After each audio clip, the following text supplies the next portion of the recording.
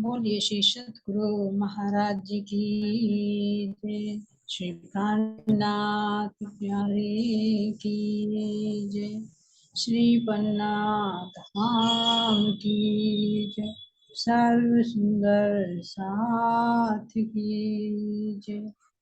बंदो सतगुरु चरण को गुरु सुप्रेम प्रणाम। अशुभ हरण मंगल करण धनि देव चंद्र जेना। श्री प्राणीनाथ सतगुरु परम विनय करो प्रणाम। गए विकट कपाट सुमरन जिनके नाम। श्री राम रतन सतगुरु मेरे काटो सकल करे। चरणों में गुरुवंदन हृदय करो परवेश। श्री प्राणीनाथ निज मूलपति श्री मेहराज सुनाम। तेज गुण श्यामा युगल को पल पल करो प्रणाम। पल पल करो प्रणाम। बोले श्री प्राणनाथ प्यारे की जय। सतगुरु महाराज जी की जय। सभी सुंदर साथ के चरणों में कोटि कोटि प्रेम प्रणाम जी। और सभी सुंदर साथ श्री प्राणनाथ जी प्रकाट्य महोत्सव की आप सबको हार्दिक शुभकामनाएं। आपको प्रणाम जी। सतगुरु के ऊपर एक भजन है, शुरू में वंदना है ना जी। तुझसा हसीन सतगुरु तुझसा हसीन सतगुरु कोई नहीं जहां में। तूने हमें जगाया आकर इस जहां में। तूने हमें जगाया आकर इस जहां में। आज है सभी का रचना सभी तुम्हारी। तू राज है सभी का रचना सभी तुम्हारी। सूरज या चांद किससे तुलना करूं तुम्हारी। सूरज या चांद किससे तुलना करूं तुम्हारी। तू है जहां से न्यारा तू है जहां से न्यारा। उपमा नहीं जहां में उपमा नहीं जहां में। तुझसा हसीन सतगुरु तुझसा हसीन सतगुरु कोई नहीं जहां में। तूने हमें जगाया आकर इस जहां में। तूने हमें जगाया आकर इस जहां में।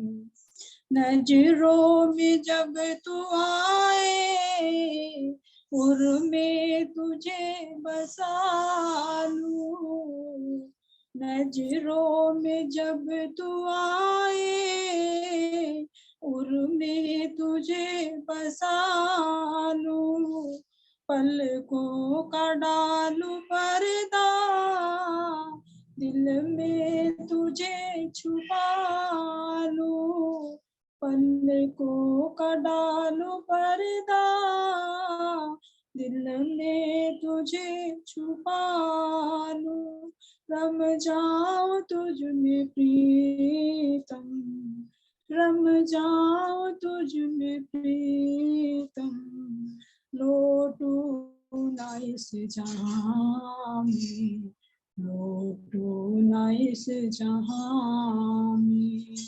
तुझसा हसीन सतगुरु तुझसा हसीन सतगुरु कोई नहीं जहाँ में। तूने हमें जगाया आकर इस जहाँ में। तूने हमें जगाया आकर इस जहाँ में। मासूक प्यारा है तू, आशिक है तेरी अंगना। मासूक प्यारा है तू, आशिक है तेरी अंगना। तू प्यार का है सागर, बूंदे ये तेरी अंगना। तू प्यार का है सागर, बूंदे ये तेरी अंगना। तुझ में समा के प्रीतम, तुझ में समा के प्रीतम। तुझसे बनूं जहाँ में, तुझसे बनूं जहाँ में। तुझ सा हसीन सतगुरु, तुझ सा हसीन सतगुरु कोई नहीं जहाँ में। तूने हमें जगाया आकर इस जहाँ में। तूने हमें जगाया आकर इस जहाँ में। ये इश्क है रूहानी, दुनिया क्या जाने इसको। ये इश्क है रूहानी, दुनिया क्या जाने इसको। ये इश्क है हकीकी, इसकी खबर है किसको। ये इश्क है हकीकी, इसकी खबर है किसको। पल भर का अहम झूठा, पल भर का अहम झूठा। प्यार कहाँ जहाँ में, प्यार कहाँ है जहाँ में। तुझ सा हसीन सतगुरु, तुझ सा हसीन सतगुरु कोई नहीं जहाँ में। तूने हमें जगाया आकर इस जहाँ में। तूने हमें जगाया आकर इस जहाँ में। अब विनती मेरी प्रीतम, चरणों में अपने ले ले। अब विनती मेरी प्रीतम, चरणों में अपने ले ले। माया के घर में आकर भटके फिरे अकेले। माया के घर में आकर भटके फिरे अकेले। अंगना है प्रिया तेरी, पथिक है प्रिया तेरी। छोड़ो ना इस जहाँ में, छोड़ो इस जहाँ में। तूने हमें जगाया, तूने हमें जगाया आकर इस जहाँ में, आकर इस जहाँ में। तुझ सा हसीन सतगुरु, तुझ सा हसीन सतगुरु कोई नहीं जहाँ में। तूने हमें जगाया आकर इस जहां में, तूने हमें जगाया आकर इस जहां में, आकर इस जहां में। बोलिए श्री प्राणनाथ प्यारे की जय, श्री सतगुरु महाराज जी की जय। तो सुंदर साथ जी, ये है सतगुरु का रूहानी चेहरा, जिस रूहानी चेहरे को देखकर हम आत्माएं जागृत। तो बात हमें कोई नहीं है एहसास, क्यों नहीं है? क्योंकि माया और ब्रह्म का निवेरा आज तक किसी ने नहीं। हमें भटकती हुई हम गुरु को अब से पहले किसी ने नहीं पकड़ा। तो ऐसे सतगुरु महाराज जी ने प्रकट होकर हमें जगाया, लेकिन हम पीछे रहे, फिर भी उन्होंने हमारे लिए ये तारतम्य छोड़ा। साथ है चरणों है सो साथ आए, और पिछले कारण ये वाणी तो है हमारे लिए। सतगुरु महाराज जी वाणी छोड़कर गए हैं, और ये वाणी साक्षात सतगुरु का स्वरूप आज भी हक बैठे इन इलम। तो आज सतगुरु का उनका स्वरूप कैसा है? नूरानी, रूहानी ये इश्क है, इसे दुनिया कोई नहीं जानती। तो ऐसे सतगुरु महाराज जी के चरणों में हम सब सुंदर साथ का कोटि कोटि बार बार प्रणाम, और यही विनती है कि बस अब गुरु को अपने चरणों में जगा लीजिए। महाराज जी का ध्यान करते हुए अब हम चलते हैं श्री प्रकट वाणी के अंदर। हमारी सोच उपाय हो गई है ना जी। अब चलते हैं हम 101 श्लोक जी। तब कोई नाही किसी के संग, दुख सुख लेवे अपने अंग, करो ब्रह्म सृष्टि को मिलाप, अखंड सूर्योदय भयो आप, अखंड सूर्योदय भयो आप। बोले श्री प्राणनाथ प्यारे की। तो सुंदर साथी महाराज जी इसमें क्या करेंगे कि इस जागने लीला शुभ घड़ियों में जो नहीं जा, देखिए एक तो शुभ घड़ी हमारी जब थी जब हमारे सतगुरु महाराज जी सैसे जी श्री पन्ना जी की 10 वर्ष की लीला, 11 वर्ष है ना। और अब भी कह रहे हैं कि अब भी तुम्हारे लिए कौन सा समय है कि इस जागने लीला की शुभ घड़ियों में जो नहीं जाते। अब ये क्या है, मान लीजिए वो समय तो बीत गया, अब बीता हुआ समय नहीं आता, लेकिन अब भी कह रहे हैं कि तुम्हारे पास अगर ये तारतम वाणी है और तुम्हें ये मानव चोला मिला है, भरत खंड मिला है जी, और युग का उत्तम समय मिला है जिसमें 1 घंटे की भक्ति 1000 सालों की बराबर होती है।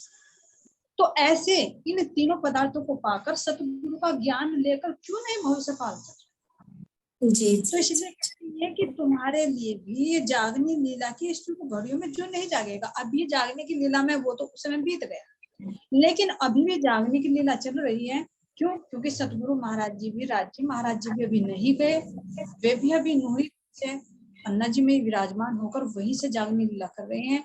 सब आत्माओं के हृदय में बैठ बैठकर वही जागने का प्रकाश फैला है। तो ये जागने की लीला है।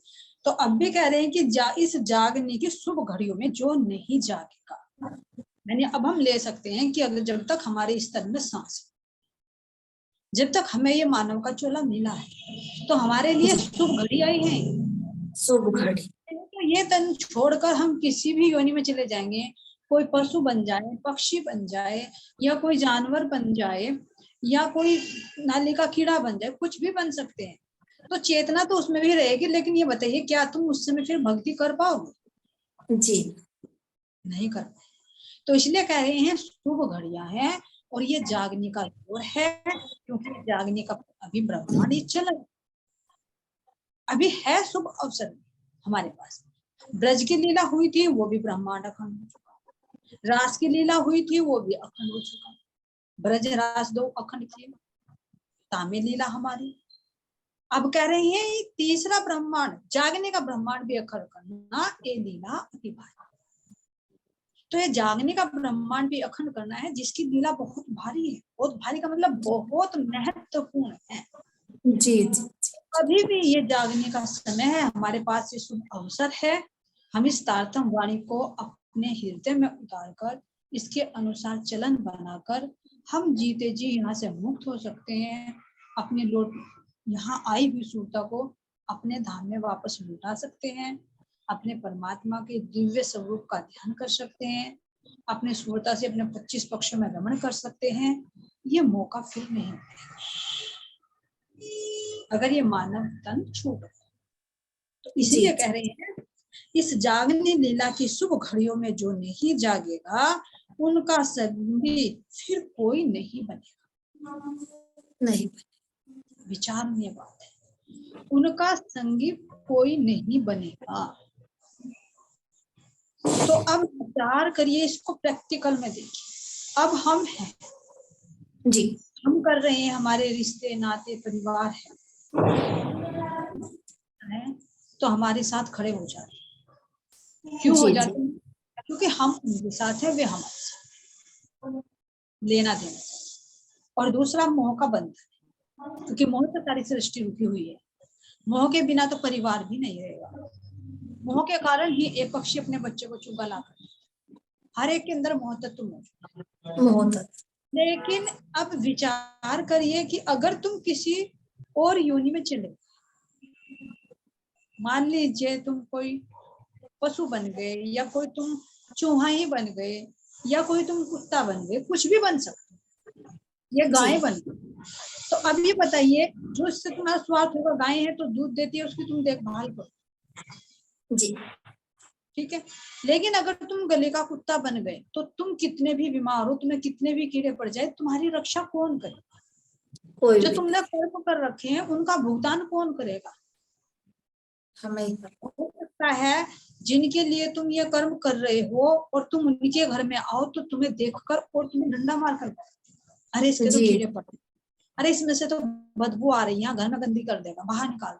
चाहे बारिश हो, चाहे ठंड पड़ रही हो, कैसी भी हालत हो, उसमें नहीं देखेगा, वो अपने घर से डंडा मार के भगा देगा, चाहे कितने ही जगह खाली क्यों ना पड़े, जो तुम्हारे अपने थे पिछले जन्म। लेकिन उस समय कह रहे कि कौन तुम्हारा साथ देगा? तो पीछे भी आया कि जिनके लिए तुम कर्म कर रहे हो, गलत कार्य कर रहे हो, उसके सुख में तो सहभागी हो जाएंगे, लेकिन दुख में कौन सहभागी होगा? कोई। तो इसलिए कह रहे हैं कि उनका यानी तुम्हारा फिर कोई भी संगी नहीं बनेगा। उस समय देखो, फिर तुम्हारे अगर कीड़े भी पड़ गए हैं, तुम भूखे हो, प्यासे हो, कौन तुम्हें घर में बैठाएगा ठंड से बचाने के लिए, गर्मी से बचाने के लिए कौन तुम्हें एसी में चाहिए? तुम्हारी लगाई हुई एसी है, और तुम उस कर्म के कारण एक जानवर बन गए, गली के कुत्ता बन गए। तो उसके लिए तुम्हें तुम्हारा संगी कौन बनेगा? देखो अकेला है, गाय के बछड़ा को तो रख लेते हैं, लेकिन बछड़ा होता है, देखा है कैसे छोड़ देते हैं, वो मैं माँ करता फिरता है गलियों। कुत्ते उसको फाड़ते हैं, देखो रात का समय वो नाले में गिर जाएंगे, क्यों? क्योंकि उसको बचाने वाला उस समय कोई नहीं रहता। जो उसका मालिक होता है ना, उसकी माँ से भी उसको जुदा कर देता है। जी, माँ को तो रख लेगा क्योंकि वो दूध दे रही है, उसका दूध पीना है, लेकिन उसके बच्चे को बाहर छोड़ देगा। और उस बेचारे को कुत्ते फाड़ फाड़ कर, रात रात में कुत्ते फाड़ते हैं, देख सकते हैं आप कैसे उसको लहूलुहान कर देते, उसके घाव पड़ जाते, उसके कीड़े पड़ जाते हैं। लेकिन अब ये बताइए, फिर उसका इलाज कौन करेगा? उसकी माँ भी है, जी जी, जुदा कर दिया। जिसके घर में वो पैदा हुआ है, जिस मोह के कारण वो आया होगा बछड़ा बनकर या कुत्ता बनकर, वो ही क्या कर रहा है? उसको बाहर निकाल, बाहर छोड़ेगा, क्यों? क्योंकि घर कौन खिलाएगा? तो अब ये देखिए, विचारणीय बात है, प्रैक्टिकल में देखना है। तो इसलिए महाराज जी कह रहे एक एक शब्द महाराज जी ने प्रैक्टिकल करना, ये वाणी हमारी प्रैक्टिकल। तो उसकी जगह अपने आप को खड़ा करते भी पहले होंगे, और अगर अब भी ना जागे तो बिना सुधरे तो फिर आगे के लिए हम तैयार। तो उस समय उसको कौन बचाता है? कोई नहीं बचा, खुद बचेगा बचेगा, और बच भी रहा तो अगर काटने से उसके जख्म हो गए, घाव हो गए, तो कोई मल्लम पट्टी करने वाला नहीं, देखते हुए भी नहीं कर पाते। अब सोचो कि हाँ भाई छोटे कुत्ते का उसका तो चलो लगा दो, लेकिन बड़े बड़े हमने देखे हैं जो बैल होते हैं, जो छोटे छोटे हुए होते हैं, जिनको सांड बोलते हैं, उनका अगर घाव हो गए तो कोई जानबूझ के भी नहीं छेड़ता, क्यों? सबको अपनी जान बचा। तो वो कैसे दुख झेलता रहता है, ना उसके हाथ है बचाने के। तो इस तरह से अनुभव करें महाराज जी, ऐसे ही नहीं करें। तो अभी भी हमें, उस समय तो हम नहीं जागे, लेकिन अब भी कह रहे महाराज जी कि अब भी है तुम्हारे पास ये मानव तन दिया, अगर ये मानव तन छूट गया तो फिर उसके बाद में तुम्हारा संगी कोई नहीं होगा। इसलिए कहा कि शरीर का जो व्यवहार है, शरीर का जो फर्ज है गृहस्थी में है, तो उसका भी निर्वाह करो, लेकिन ये नहीं कहा कि तुम अपने आत्मा के कल्याण को छोड़ दो इनके। सर्वप्रथम उद्देश्य क्या है मानव तन मिलने का? अपने परमात्मा को प्राप्त। मानव जीवन का लक्ष्य क्या है? अपने आप को इस भव बंधन से मुक्त करना। ये प्रथम लक्ष्य, प्रथम उद्देश्य। लेकिन उस उद्देश्य को हम पीछे छोड़ जाते हैं और गृहस्थी को आगे कह देते हैं, भाई हमारी गृहस्थी है, इसका पालन करना है, गृहस्थी करना है, सब कुछ है, भक्ति बुढ़ापे में करना जी, बुढ़ापे। तो इसलिए महाराज जी कह रहे कि तुम विचार करो, जिस मेन मकसद के लिए तुम यहाँ पर आए हो, जिस तन के लिए देवी देवता भी तरसते हैं, वे भी इच्छा करते हैं, उसी तन को तुम कहाँ पे जी। इसीलिए कहा है कि अपनी गृहस्थी का भी पालन करो, लेकिन गृहस्थी के साथ साथ में अपनी आत्मा का साधन भी करते रहो, अपनी आत्मा के कल्याण का उपाय भी करते रहो, क्योंकि अब साथी हैं, लेकिन अगर तन छूट गया तो सब भूल भुलैया है, कोई किसी का साथी नहीं है। चाहे कितने भी प्यारी औलाद हो, कोई किसी का साथी फिर नहीं, सब भूल जाते जी जी।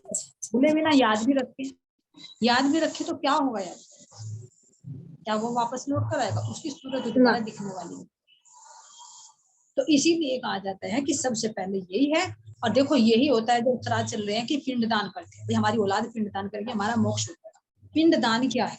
जब हम अपने इस तन को परमात्मा पर समर्पित कर दे तो यो ही पिंडदान है। जो पिंडदान करेगा अपना पिंडदान अपने आप कर जब मोक्ष। ये नहीं कि मैंने तो कुकर्म करे पूरी जिंदगी और मेरी औलाद है वो पिंडदान कर दे कि बोध गया मैं जाए, उसने श्राद्ध कर दिया, पिंडदान कर दिया, मेरा मोक्ष हो जाएगा। कैसे हो जाएगा भाई? आटे के या मिट्टी के में बनाए तुमने, पिंड बना दिया, उनको दान करे गया में जाकर, लेकिन उस जीव ने जो कर्म कर रखे हैं उनको कर्म का भुगतान कौन करेगा? स्वयं करना। ऐसे थोड़ी होगा कि तुमने पूरी जिंदगी पाप किया, तुम्हारे बेटे ने पिंडदान कर दिया और श्राद्ध कर दिया, तुम्हारी मुक्ति हो गई। नहीं ना, ये अपना श्राद्ध अपने आप करना, अपने पिंड को, अपने इस शरीर को खुद परमात्मा की सेवा में समर्पित कर देना है। तो जीते जी मोक्ष होना है, दूसरे के कर्म से कैसे मोक्ष हो जाएगा? नहीं हो सकता। तो खुद हम बीमारी हमें है, दवाई हम खाएंगे तभी तो हमारी बीमारी का इलाज होगा। या बीमार मैं हूँ और दवाई खाए तो मैं ठीक हो जाऊंगी? नहीं ना। तो यही असली में है कि जब खुद जीव मोक्ष का साधन कराए तो यही मुक्ति का साधन, यही अपना स्वयं अपना पिंडदान कर। तो इसीलिए कह रहे हैं अब जा कि उनका संगी फिर कोई नहीं बनेगा, अपने दुख सुख स्वयं भोगने पड़ेंगे। जितने भी जीव ने अच्छे कर्म किए उनके बदले में उसे क्या मिलेगा? सुख मिलेगा। जितने बुरे कर्म किए उनके बदले में उसको दुख मिलेगा। तो दुख मिले, अपने दुख स्वयं भोगने पड़ेगा।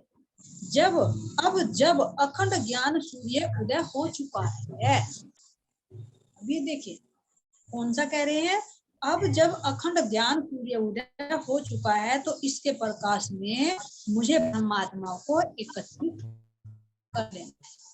ये हमारे महाराज कि जब ब्रह्म ज्ञान का सूर्य उदय हो गया है, ये तारतम्य ज्ञान रूपी प्रकाश फैल रहा है, यानी प्रकाश का मतलब हमें प्राप्त हो चुका है। बस ये समझे, जैसे सूर्य निकला है, अगर सूर्य की किरणें हमारे तक आ गई तो हमें आसपास की सब चीजें दिखने जी, फिर हम सोते नहीं रहे। सही मायने में पूछे तो सूर्य उगने से पहले ही उठ जाते और अपने कार्यों में बिजी हो जाते। महाराज जी जो कीर्तन के अंदर कह रहे हैं कि जब ते सूरज देखा लेत अंधेरी घेर, पशु पक्षी या जानवर सब फिरे आके देखते सब अपने अपने कार्यों में व्यस्त हो जाते हैं। और यहाँ देखिए ब्रह्म ज्ञान का सूर्य उदय हो रहा है, लेकिन फिर भी हम परमात्मा का दोष नहीं है, परमात्मा का तो एक लेश मात्र भी इसमें दोष नहीं। क्यों? क्योंकि उसने तो पहले ही ये शास्त्र में सब कुछ लिखवा दिया। लेकिन अगर हम ही आंख ना खोले, हम ये कहे हमको आंखें बंद है और सूर्य तो अभी नहीं निकला, तो उसमें क्या कर सकते, किसकी क्या गलती, किसी की भी नहीं। और दूसरा कह भी रहा हो तुम्हें चीख चीख कर, भाई उठ, दिन निकल गया, सूर्य निकल गया, अरे उठ, फिर कब उठेगा, देर हो रही है, अब तो इस अज्ञानता रूपी रात्रि को छोड़ दे। लेकिन फिर भी ना सुने तो किसका दोष, अपना। और फिर ये भी कहते हैं कि भाई भक्ति करने के लिए तो घर छोड़ना पड़ता है, भक्ति करने के लिए तो बहुत कुछ तप करना पड़ता है। नहीं, महाराज जी कह रहे हैं कि प्रेम लक्षणा भक्ति, पंथ होवे कोटि कला, पर प्रेम पहुंचावे मीने पर। परमात्मा की वास्तविकता को जानकर, उस कृष्ण तत्व को जानकर उसके प्रति समर्पित तो हो, तुम्हारे घर का कार्य भी चलता रहेगा, तुम परमात्मा को भी प्राप्त कर लोगे, इस भी धन और उठ भी धन। लेकिन अगर परमात्मा की प्राप्ति ना की, संसार के कार्यों में ही अपना सारा जीवन व्यर्थ बिता दिया, तो फिर क्या कहेंगे, इधर भी कलंकित और उधर भी। जब आखिर में न्याय होगा, पूछेंगे कि मैंने तुझे संसार में किसके लिए मानव को दिया, किसके लिए भेजा था, मुक्ति के लिए। अब उस समय क्या जवाब देंगे, अब ये कहेगा मुझे नहीं पता था, तो वो कहेगा कि मैंने तो मैं वेद शास्त्र में लिखवा नहीं दिया था, सारे थे नहीं थे, मैंने पढ़े नहीं, तूने नहीं पढ़े तो तेरे कानों में तो शब्द आए, कहीं से भी आए तो आए तो सही। उस समय क्या जवाब कि मैंने सुने नहीं। अब सुने नहीं तो गीता में तो क्या है, भागवत में, उसमें भागवत में तो कह रहे हैं कि गर्भ में परमात्मा उससे कर लेता है, भगवान वचन दे देता है कि जब तू वहां जाएगा, किसी भी रूप में आगे मैं तुझे वो शब्द सुनाऊंगा तो तू समझ लेना कि मैं ही हूँ। क्योंकि गर्भ में तो 7 जन्म तक की बात याद रहती है, लेकिन जैसे बाहर निकलता है तो भूल जाता है। तो गर्भ में परमात्मा की जब उल्टा लटका हुआ स्तुति करता रहता है, तो भगवान उससे कहते हैं कि चिंता मत कर, तू माया में जाएगा, भूलेगा, लेकिन मैं तेरे लिए ग्रंथ लिखवा रहा हूँ, और ग्रंथ भी तू नहीं पढ़ पाएगा, तो मैं किसी ना किसी रूप में अगर तेरे कानों तक वो शब्द पहुंचाऊंगा, उन शब्दों को तू पहचान कर उठ जाना। लेकिन वो कहेगा कि तेरे कानों में तो शब्द आए थे, फिर भी नहीं तू जागा, तो किसका दोष निकलेगा, अपना। तो यही बात तो हमारी भी है, जैसे जीव के हमारा ही तो संकेत है। राजी महाराज जी ने भी तो हमें मूल में कहा था कि तुम वहां जाओगे तो मैं तुम्हारे लिए संकेत भिजवा दूंगा जी, कहा था, और तुम्हें साक्षी भिजवाऊंगा, तुम उनको पढ़ लेना, लेकिन फिर भी नहीं पढ़े तो मैं खुद आकर तुम्हें बताऊंगा। तो ऐसे ही विष्णु भगवान ने भी तो इन जीवों से कहा वादा, शास्त्रों में सारे संकेत लिखे हुए हैं, लेकिन फिर भी अगर नहीं मानते, नहीं जानते, तो फिर उनका क्या हर्ष। इसलिए महाराज जी कह रहे हैं कि लाठी तेरे लोक पर संजम पूरी सिरदार, जो ना जाने जगदीश को 3 सिर यम की मार। कि इन 13 लोगों पर तो यमराज की लाठी है, उसका दंड भुगतना पड़ेगा। अगर तुम जगदीश को भी नहीं जाने, इस जगत का जो ईश्वर है विष्णु भगवान, अगर तुम इसको भी नहीं जाने, जो ना जाने जगदीश को 3 सिर यम की मार, फिर उसे यम की नहीं पड़ेगी, अपने कर्मों का सुख दुख उसको भोगना ही पड़ेगा, 84 लाख योनों में उसको भ्रमित होना ही पड़ेगा, जो इस मानव चोले के रहते रहते अपने गंतव्य को प्राप्त नहीं कर लेता। ऐसे ही हमारे लिए है कि अगर ये समय रहते रहते भी अगर हम इस मौके को चूक गए, तो पता नहीं फिर महाराज जी कह रहे कितनी अंधेरी रात है, कितनी तुम्हें योनियां भुगतनी पड़ेगी, और कब तुम्हें मानव तन मिले, कब तुम्हें कलयुग मिले, कब तुम्हें भरत खंड मिले, और कब जाके तुम्हें सत्य ज्ञान से फिर पता नहीं। तो इस समय को जान, इसलिए कह रहे तुम्हारे लिए बहुत कीमती समय, बहुत गोल्डन चांस। इन शब्दों को जानकर अपने को जागकर ब्रह्मधाम में जागृत। इसीलिए कह रहे हैं अब कि इसके अब मुझे इसके प्रकाश में ब्रह्म आत्माओं को एकत्रित कर लेना। तो ये तो हमारा ठेका तो सतगुरु ने ले रखा कि अगर हम कैसे भी चलेंगे, लेकिन फिर भी सतगुरु हाथ नहीं छोड़ेंगे। सतगुरु क्या है, तन नहीं, सतगुरु है सत्य। वो सत्य ज्ञान किसके द्वारा, परमात्मा के द्वारा दिया गया जो सत्य ज्ञान है, वो ही सतगुरु। तो परमात्मा की दृष्टि अपनी रूह पर पल पल है, निमित्त न छोड़े नजर से इन ऊपर कहाँ को हुआ कि एक पल के लिए भी मैं अपने परमात्मा से दृष्टि नहीं हटाता। लेकिन जैसे भी मैं मौका देखता हूँ उनको मैं बार बार समझाता हूँ, उम्मीद है कभी ना कभी तो ये आएगी। लेकिन ये खागरू जो जीव है, ये जीव अपने संस्कार के कारण फिर बाह्यमुखी होता है। फिर जो नहीं कार्य करना होता है, जैसे हरिहर सखी कह रही कि जीव को कितना ही समझा ले, कितना ही समझा ले, सूरता देती है, लेकिन जीव यो कुकर्म कर जाता है, फिर इसको फटकार और सोचता है अरे किसके लिए कहा तुमने, बिना वजह के किसी का कुछ लेना ना देना, जीव झूठ बोल देता है। तो वो कैसे भ्रमित हो जाता है, क्यों? क्योंकि ये इतने सालों से रच पचा चुका, इसके अंदर जो संस्कार पड़े उसके कारण से बार बार ये जी। गुरु महाराज जी कह रहे हैं कि तुम कितने ही माया की तरफ को भागो, मैं तुम्हें नहीं छोड़, मुझे तो इस ज्ञान को दे देकर तुम्हें जागृत कर देना करना है। समझाऊंगा, कभी मैं धमका कर समझाऊंगा, कभी मैं रोकर समझाऊंगा, और कभी मैं फिर तुम्हें डांट फटकार कर भी समझाऊंगा, लेकिन मैं नहीं। यही तो उनका प्रेम बड़ा है कि हम बार बार छोड़ रहे हैं। कितने जन्म ले लिए होंगे थे, हम देवचंद जी महाराज जी के समय के आए हुए हैं, बहुत जन्म 400 450 साल होने वाले 400। तो अब ये देखिए कब से हमने ये जन्म लिए हो, तो फिर भी सतगुरु क्या कर रहे हैं, वे कृपया पर कृपया कर रहे हैं, और हम बार बार अवगुण पर अवगुण करके बाह्यमुखी होते रहते हैं। तो आगे क्या कर रहे हैं, विश्व मिले सब करने दीदार, पीछे कोई ना रहे मिले संसार, ब्रह्म सृष्टि को पिया संग सुख, सो कहियो न जाए या मुख, सो कहियो न जाए या मुख। समस्त संसार के सभी वर्ण वर्ग के लोग निष्कलंक बुद्ध इमाम मेहंदी के दर्शन करने के लिए एकत्रित।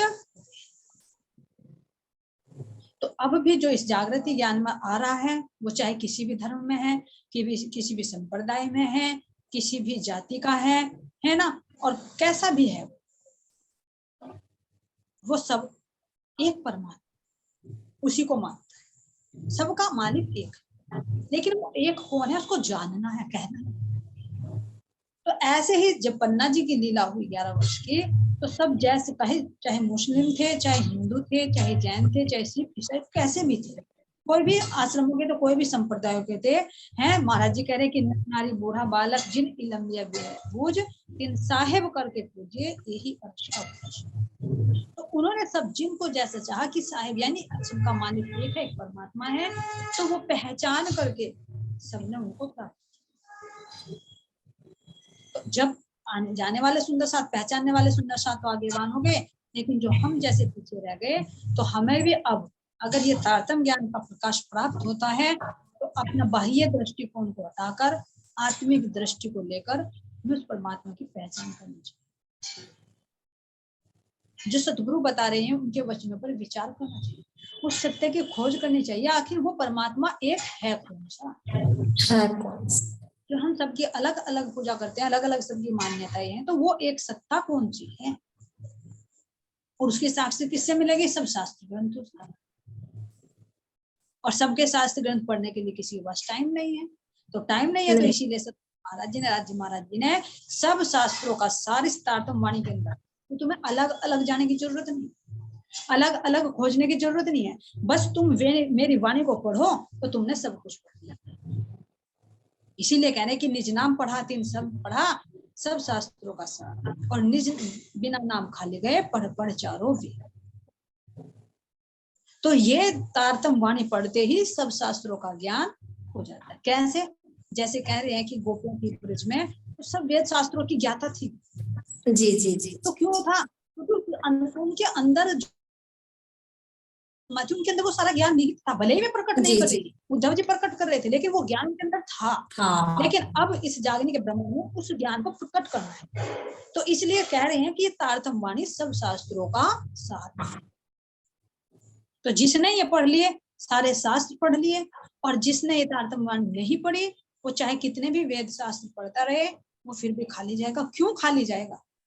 क्योंकि वो जो परम सत्य है, उस परम सत्य की पहचान नहीं हो पाई।